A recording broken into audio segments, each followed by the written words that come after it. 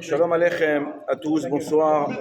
On va, s'il vous plaît, on va. Allez, stop, ça y est, tu dois parler. Si vous avez besoin de parler, sortez dehors. On va démarrer l'étude. On va bien sûr faire évidemment. Allez, on y va, messieurs. On va faire la réfoua chez les mains de notre cher Charlie. Amen. Et de tous les malades d'Israël. Irma Bat Esther.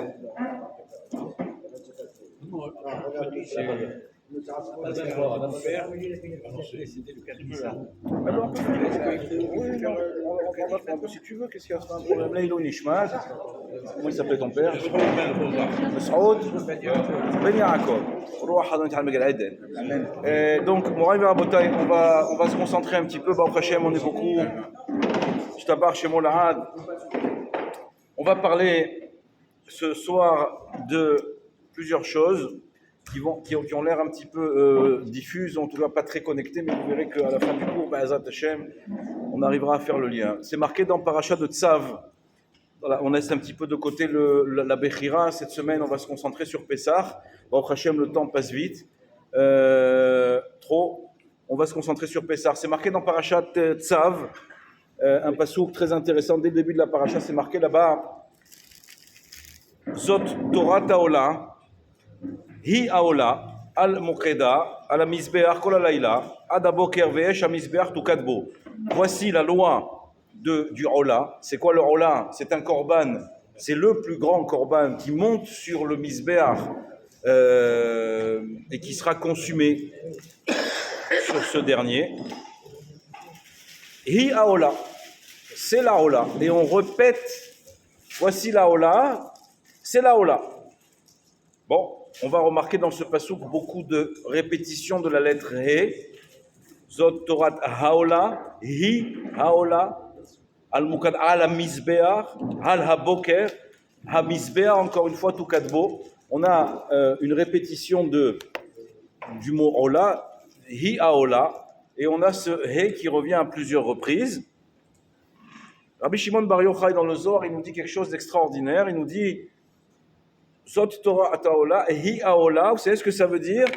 Ce qu'on dit le Shabbat après-midi dans Minha, Tzidkatecha ke'arere el, Mishpatecha te'om rabba. Rabbi Shimon Bar Yochai, Zchuto Yagen Alenu, il vient nous dire, tu sais, quand le passouk qui te dit c'est la Ola, Zot Aola, Hi Aola, c'est ça que ça veut dire. Ça veut dire Tzidkatecha ke'arere el, ta justice est aussi haute que les montagnes, Mishpatecha te'om rabba, et tes jugements sont plus profonds que les abîmes. C'est clair? Bon, on n'est pas Rabbi Shimon Bar Yochai, alors on va essayer d'expliquer un petit peu pourquoi Rabbi Shimon Bar Yochai, c'est tellement évident pour lui que Zot Torah Ta'ola et Hi Aola, ça veut dire ça. Quel rapport avec la Ola et les jugements d'Hachem et la justice d'Hachem? Oui. Le passouk continue, dit Hi Aola, Ad Mokda, sur le feu. Deuxième enseignement de Rabbi Shimon Bar Yochai, Moraï Verabotay, il y a que la Ola, elle en dit, elle est consumée sur le Mizbeach avec un feu. Il faut savoir que ce feu, il venait d'en haut et il venait d'en bas. C'est un feu qui consommait le korban, nous dit le Zohar, d'en haut et d'en bas. Il y a une mitzvah pour les Kohanim d'amener du bois au Beth Amikdash. Il y avait une famille même qui s'occupait que de ça, que d'amener du bois. Et de ce bois-là, on faisait faire un feu qui brûlait du bas vers le haut. Et Akadosh Baruch Hu, au moins dans le premier temple, faisait descendre une colonne de feu miraculeuse qui brûlait le korban Ola du feu du haut vers le bas. Donc on voit que oui, si tu veux, c'était une acceptation, mais ce qu'il y a d'intéressant dans la Ola, c'est bien que tu dis ça parce que la Ola, elle ne descend jamais du Mizbeach, même s'il y a un défaut qui viendrait. La bête, elle est parfaitement cachère. On l'amène au Mizbeach. Au moment où on l'amène au Mizbeach, si elle vient le Mizbeach avec le défaut, il se déclare là, on la descend pas. C'est un korban tellement puissant, tellement important que même s'il y a un psoul qui se déclare à un moment donné, on la descend pas du Mizbeach, on la laisse là-bas. Et effectivement, elle est agréée par la consumation par le feu d'en haut. Le Rabbi Shimon Bar Yochai, il nous dit également que dans le feu, que ce soit le feu d'en haut ou le feu d'en bas, dans le feu d'en haut, il y a 5 types de feux qui se réunissent et qui descendent. Encore une fois, ce chiffre 5. Il nous dit également, Rabbi Shimon Bar Yochai, là-bas, que dans le feu humain, il y a 5 couleurs. D'où il amène la preuve. Qu'est-ce qu'on dit pendant la Havdalah? Boré? Non, la Havdalah. Meoré Haesh.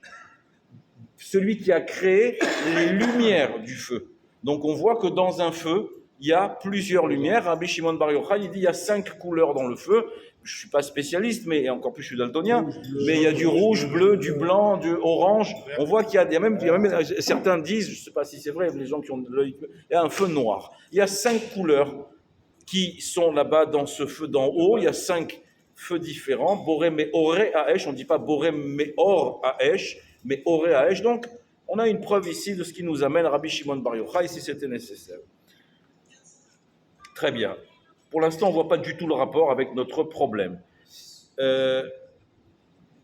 Nous avons démarré, il y a maintenant 4 semaines, des Shabbatot un peu particuliers qui vont nous amener doucement à Pessah. Nous avons démarré 4 Shabbatot, Shkalim, Zachor, Para, Achodesh, et le 5e Shabbat, Agadol. Dans les 4 premiers Shabbatot, on sort 2 Sefer. Il y a une paracha spécifique au Shabbat, Shekalim, Kitissa, Zachor et Malchas Alecha Amalek, Zot Torah Para Aduma et Achodesh. Il y a une paracha dans tous les Shabbats spéciaux, sauf lequel, Agadol, il n'y a pas de paracha. Pourquoi? Nous dit le Shulchan Aruch, c'est un Shabbat Shulchan Aruch. On doit l'appeler Shabbat Agadol. On dit Shabbat Agadol Shalom. C'est un Shabbat qui est par lui-même le 5e Shabbat de cette suite de Shabbatot. Il est suffisamment grand par lui-même pour qu'on n'y ait pas besoin de lui amener une paracha particulière. Pele Hatzum.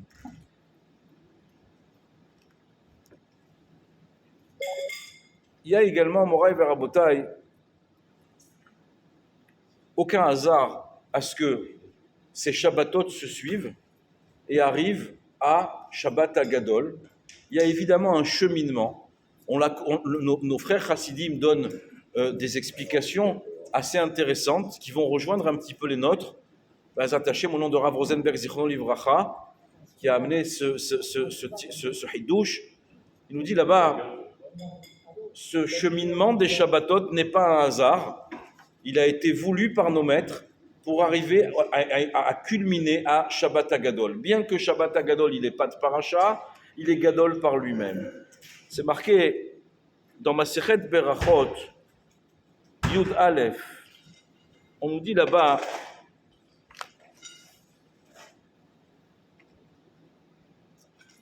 Chamisha Barechi Nafshi, David Amelech, il a écrit 5 Barechi Nafshi. Il y a 5 Teilim qui s'appellent Barechi Nafshi, et David Amelech en a écrit les 5. Demande la Gemara dans Masechet Brachot Yud Aleph, Keneged mi Amaran David. Pourquoi il a écrit? En face de quoi? Ça correspond à quoi? Ces 5 Barechi Nafshi. Dit la Gemara, Lo Amaran Ela Keneged Akadosh Baruch Hu. Il a écrit, ça veut dire Barechi Nafshi. Barechi Nafshi, mon âme bénie. Pas soit bénie. Barechi Nafshi, mon âme bénie. Et elle bénit qui? Elle bénit Akadosh Baruch Hu. Qu'est-ce que c'est que cette histoire? Pose la question, là-bas il dit, qu'est-ce que c'est que cette histoire? Il dit, ils ont été écrits Keneged Akadosh Baruch Hu et Keneged Aneshama.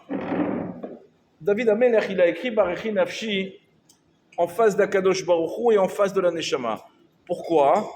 Nous dit la Gemara comme ça. Keneged Neshama, ma Akadosh Baruch Hu malekol haolam. Akadosh Baruch Hu, il remplit tout le monde. Il n'y a rien dans ce monde qui ne contient pas Hachem. Et chas v'shalom, si Hachem il se retire d'un endroit ou il se retire d'un corps, lo alenu barminan, il n'y a plus rien. Hachem il se retire d'un endroit, c'est fini, il n'y a plus rien. Kol haolam malek kevodo, Akadosh Baruch Hu remplit entièrement le monde. La Neshama, qu'est-ce qu'elle fait? Elle remplit entièrement quoi? Le corps. Toute la Neshama remplit tout le corps. Et comment on appelle un homme? Dans Masechet Sanhedrin là-bas, on dit celui qui sauve un homme, il sauve un monde. Donc, Akadosh Baruch Hu remplit tout le monde, la Neshama, elle remplit tout le corps qui est appelé lui-même un monde. Oui. Première raison. Deuxième raison, Akadosh Baruch Hu, Af Neshama lekol ha'et aguf. Ma Akadosh Baruch Hu ro'eh ve'eno nir'eh. Akadosh Baruch Hu, il voit, mais il ne se voit pas. La Neshama, elle voit tout ce que fait l'homme, mais on ne la voit pas. Personne ne peut dire j'ai vu ma Neshama. Ça n'existe pas. Deuxième point commun entre Akadosh Baruch Hu et la Neshama, Akadosh Baruch Hu voit, il n'est pas vu, et la Neshama voit et elle ne se fait pas voir, mais on la sent. Af Neshama roa ve'ena nir'it ma Akadosh Baruch Hu zan et haolam. Akadosh Baruch Hu nourrit tout le monde. Oui.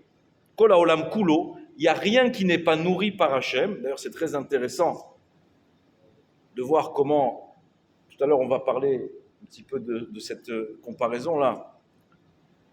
Comme un animal, il ne se fait pas d'inquiétude pour sa nourriture. Un animal ne se fait pas d'inquiétude pour sa nourriture. Pourquoi? Parce qu'Hachem, il le nourrit. Tous les animaux. Tous les animaux sont nourris par Hachem. Ne travaille pas, tu ne verras jamais une girafe ouvrir un McDonald's. Si tu l'as vu, il faut que tu me dises quel est ton fournisseur. Hein? C'est-à-dire, mais ça, c'est autre chose. Mais Hachem, il va lui donner Uzan, Kol Haolam Kulo.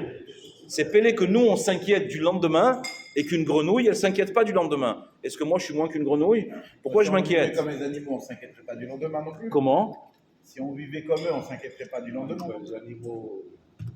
Pourquoi? Tu mangeais pas au McDonald's? Tu ne mangerais pas, tu n'as pas besoin de se compliquer. Mais tu sais que un animal, tu ne peux pas faire manger n'importe quoi à un lion. Il ne va pas manger des racines. Il faut la gazelle fraîche du matin, sinon il ne la mange pas. Et qui c'est qui lui donne ça? Akadosh Baruch Hu. C'était une parenthèse. C'est juste pour vous dire, si, en termes de Emouna, je répète, si une grenouille, elle ne se fait pas d'inquiétude, moi je ne suis pas moins qu'une grenouille, je ne dois pas me faire d'inquiétude non plus. Uzan et haolam kulo, af neshama zana et kol haguf. La neshama aussi, elle nourrit le corps. Tout simplement parce que si elle n'est pas là, il n'y a pas de corps. Si, encore une fois, alors allez-nous, une neshama, elle sort d'un corps, c'est fini. Donc elle le fait, elle le nourrit. Comme Akadosh Baruch Hu nourrit tout le monde entier, la neshama nourrit tout le corps. Quatrième comparaison avec Akadosh Baruch Hu. Oui. Ma Akadosh Baruch Hu taor, af neshama teora. Akadosh Baruch Hu, il est pur, pas de question. D'où vient la neshama? D'Hachem. Donc la neshama aussi, elle est pure. En tout cas, quand il nous la donne, elle est pure. Elle n'est pas abîmée. Ma Akadosh Baruch Hu yoshev bechadre chadarim. Akadosh Baruch Hu, il est à l'intérieur de chaque chose. Oui. Neshama yoshevet bechadre chadarim. La neshama, elle est au fond de toi. Tu la vois pas. Elle est à l'intérieur de ton corps. Yavo mi sheyesh bo chamisha dvarim alalu veishabach les mi sheyesh bo chamisha dvarim alalu. Il dit ici la Gemara dans Brachot quelque chose d'incroyable.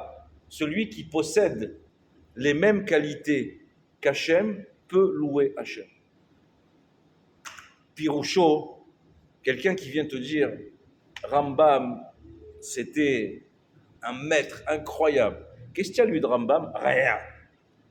Tu fais une blague. Tu viens me faire des louanges sur quelque chose, des louanges. Ça veut dire quoi les mêmes qualités qu'Hachem? Et c'est ça qu'on a dit. Mais il a toutes les qualités, non? En tout cas, ces 5-là, il faut les avoir. Mais tu vas comprendre. Il a des défauts, Si tu n'as rien de tout ça, c'est-à-dire que, alors allez nous barminan quelqu'un qui traite mal sa neshama, qui ne fait pas ce qu'Hachem il lui demande, comment il peut faire des louanges à Akadosh Baruch Hu? Il te dit la Gemara ici, celui qui a les mêmes, et c'est pour ça que je parlais de la grenouille, tu disais, mais la grenouille, elle n'a pas besoin de remercier, elle n'a pas besoin de parler, elle n'a pas, nous, on a besoin de tout ça. Et il faut qu'on ait ces qualités-là. La grenouille, elle a un souffle de vie, divin, mais un souffle de vie. On verra tout à l'heure les niveaux de Neshamot. Mais celui qui n'a pas ces qualités-là, qui traite mal sa Neshama, d'abord il va se déclencher, ce qu'on appelle les 5 gvurot, qui est en haut, nous dit le Zohar. Et ensuite, et si tu n'as pas de rapport avec la chose, comment tu veux lui faire des louanges? Il faut au moins avoir un minimum. Vous allez comprendre à la fin du shiur ce que ça veut dire d'avoir un minimum. On parle vraiment de louanges, on ne parle pas de... Ouais, je sais qu'Hachem... Non, on parle de faire des louanges. Il faut avoir être dans les mêmes dispositions. Je te parle de quelque chose, alors qu'est-ce que tu penses de ça? C'est formidable, mais tu as déjà... pas du tout. Comment tu peux faire des louanges sincères si tu n'es pas concerné par la chose? Ok? Cette Gemara, vous allez comprendre qu'elle est extrêmement importante. Les 5 qualités d'Hachem qu'on retrouve dans l'Aneshama. On est toujours sur ce chiffre 5. 5 fois la lettre Ré dans le Passouk, 5 Shabbatot, 5 feux. C'est important. Oui. On a dit, Akadosh Baruch Hu Malek Kol Haolam, la Neshama, elle remplit tout le monde. On a dit, Akadosh Baruch Hu, il nourrit le monde, la Neshama, elle nourrit tout le monde. On a dit que la Neshama, elle est Chadre Chadarim, Hachem, il est Chadre Chadarim. On a dit, la Neshama, on ne la voit pas, mais elle voit Akadosh Baruch Hu exactement pareil. On a exactement la même correspondance avec Akadosh Baruch Hu. Akadosh Baruch Hu, il est pur. La Neshama, elle vient d'Hachem, elle peut être que pure. Hachem est complètement caché, la Neshama est complètement cachée. On voit qu'on a dans cette Neshama-là beaucoup de Barechi Nafshi, mon âme bénie. Elle peut le faire, il dit David Ameler, parce qu'elle a exactement les mêmes qualités qu'Hachem. Donc je peux bénir Hachem. Je peux faire des shvachot, je peux faire le Hallel. Moi, juif, je peux faire ça. Oui. Donc David Ameler, mon âme bénie Akadosh Baruch Hu, puisque cette Neshama a les mêmes qualités, elle a un lien avec Akadosh Baruch Hu, elle peut le bénir. Oui. Maintenant, on va reparler de nos parachiotes et on va reparler de cette affaire de Neshama. Première paracha, on a dit,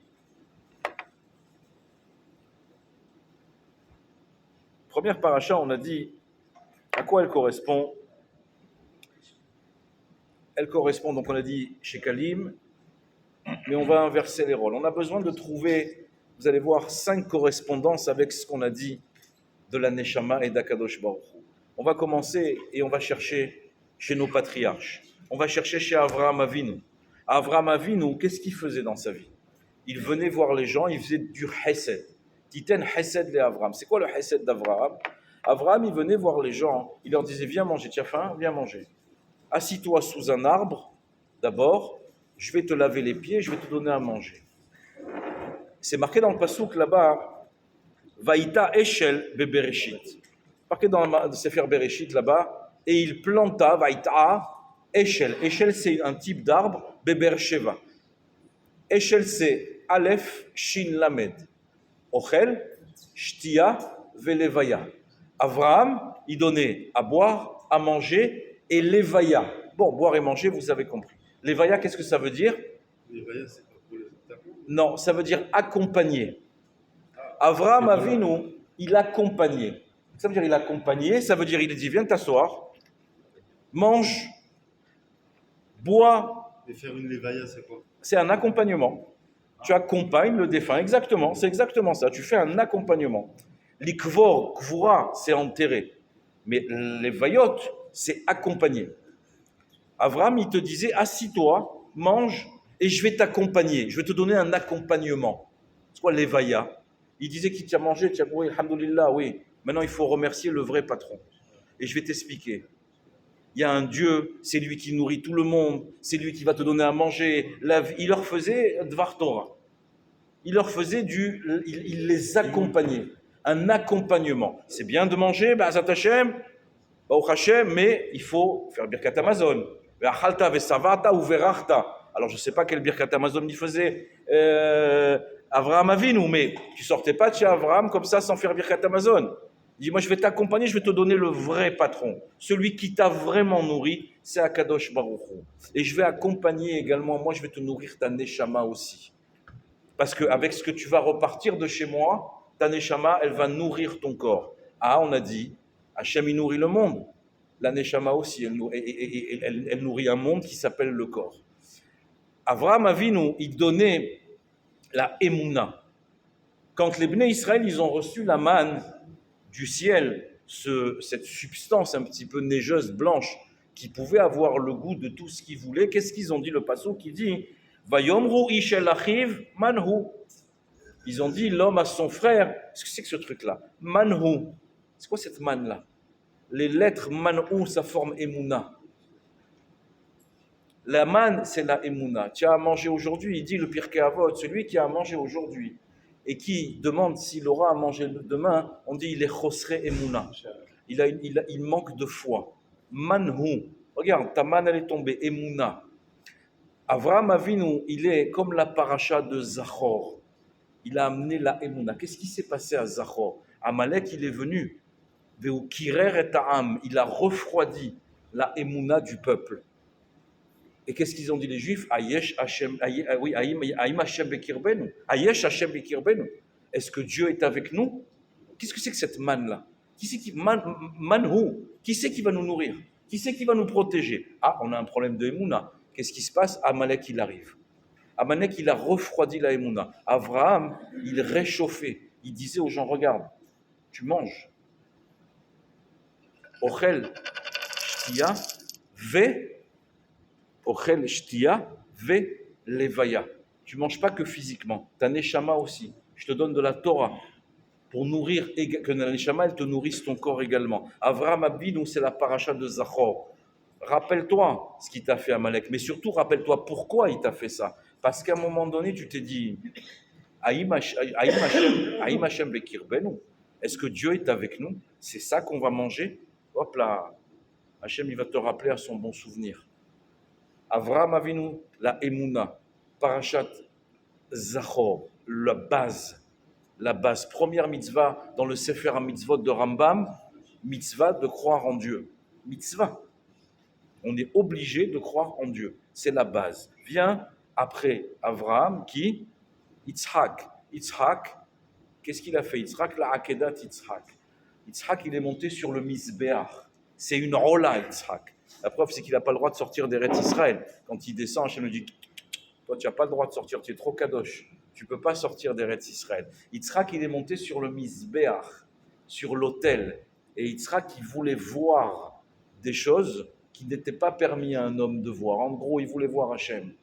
Et Hachem, il lui a obscurci les yeux. Yitzhak, il était aveugle également. Qu'est-ce qu'on a dit? Je te verrai, mais toi, tu ne me verras pas. Qu'est-ce que c'est le Mishkan? Avec quoi on l'a fait? Mahatzita shekel, parashat shekalim.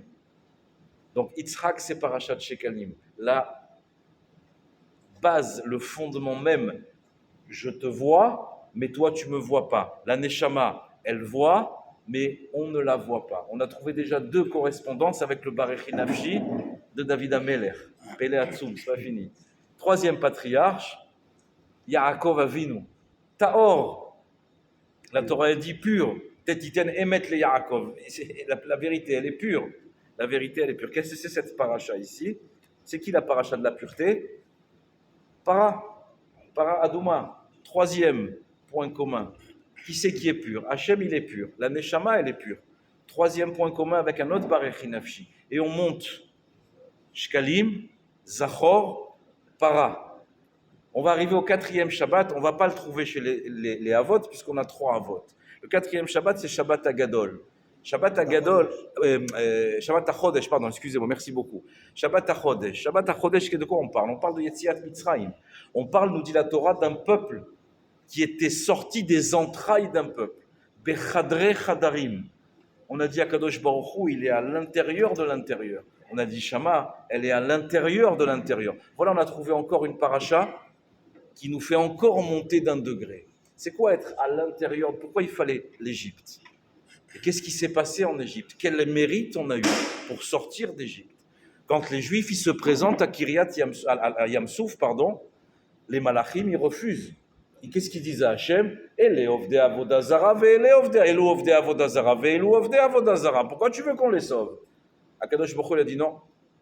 Ceux-là, ils sont spéciaux. Ceux-là, ils étaient au fin fond, dans les entrailles de l'Égypte, là-bas. Mais ils ont gardé leur langage. Ils ont gardé leur prénom. Ils ont gardé leurs habits. Qu'est-ce qu'il dit le passouk de Shirachirim? Ani yeshena velibi aer. Je dors, mais mon cœur, il est réveillé. Ça veut dire qu'un juif, Rabotai, il n'est jamais complètement endormi.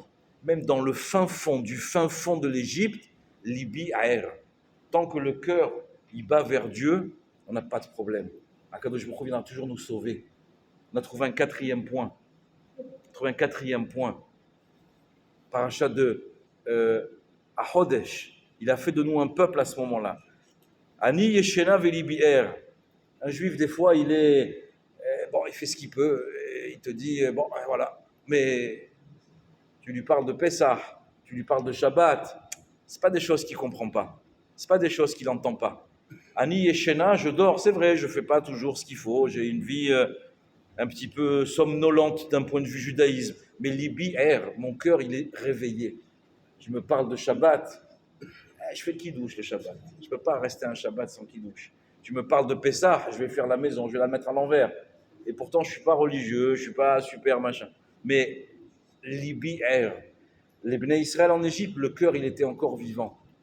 49 degrés d'impureté, mais le cœur, il était encore vivant. Alors, je ne suis pas en train de vous dire qu'il ne faut pas faire la Torah et que ça va bien se passer. Ce n'est pas ça que je dis.